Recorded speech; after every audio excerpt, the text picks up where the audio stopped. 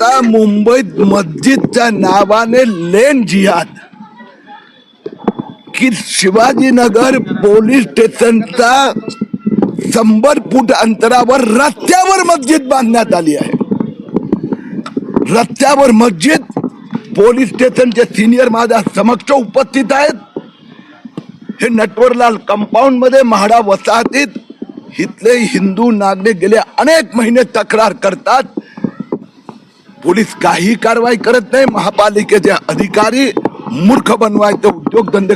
हा मी उभा आहे तो मर्दस्ता आहे, मस्जिद तुफिया रस्त्यावर बांधला आहे आणि त्यानंतरही आणि हे तेच पोलीस स्टेशन परिसर आहे की जिथे हे सिनियर पोलीस इन्स्पेक्टर मला यादी देतात की 72 मस्जिदीची नावं आम्ही नोंदवली आहे, 400 भोंगे लागले आहेत, एकाने परवानगी घेतली नाही आणि पोलीस तमाशा करते।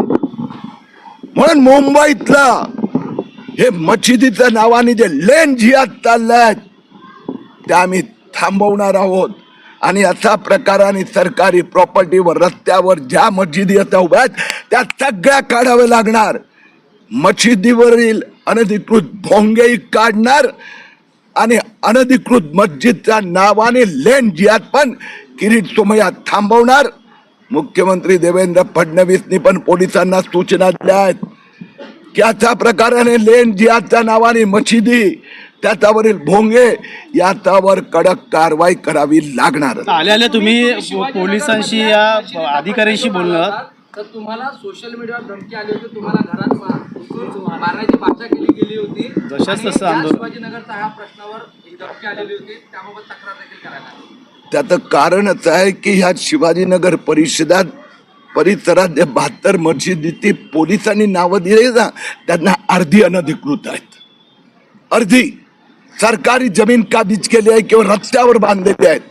आता या सगळ्यांवर कारवाई होणार म्हणून ज्या लेन जिहादच्या मागे आधी 1-2 झोपडे येतात किंवा एका चाळीतले तुम्ही बघितलं पवाई कॉलनी हिरानं सगळी हिंदू वस्ती 400 घरं, त्यात एक फक्त चाळीतली खोली घेतली, त्यात दुसरी घेतली, त्यात पहिला मजला आणि त्यात 4 भोंगे।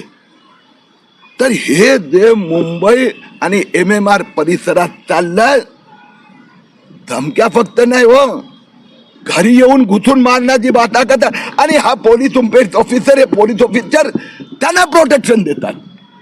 कारण याच गृहस्थांनी जानेवारीमध्ये अशाच प्रकाराने धमकी दिली होती, पोलिसांनी FIR दाखल केला। त्यानंतर परवा जे मला धमकी आली, खुलेआम तो व्हिडिओवर सांगतोय किरीट सोमय्या के घर में घुस के मारेंगे, त्यानंतर यांनी NC नोंदवली। ह्या मस्जिदीतल्या लेन माफियागिरी चालले आहेत, त्यापैकी काही यांनाही मिळत असेल, पण आता सरकार देवेंद्र फडणवीस मुख्यमंत्री आहेत, हे थांबणार। पालिका अधिकाऱ्यांशी तुम्ही बोलणं केलेलं आहे, फोनवरती धारेवर धरले, पालिका अधिकाऱ्यांचं काय म्हणणं आहे, किती दिवसात या गोष्टी? मुद्दा असा आहे की युसुफ अन्सारी असो की आणखीन जे माफिया आहेत ते किरीट तुम्हाला धमकी दे सकतात, कारण की पोलीस अधिकारी हे इनडायरेक्ट रित्या त्यांना प्रोटेक्शन देत आहेत। 72 मस्जिद आहे, पोलीस अधिकारी लिहून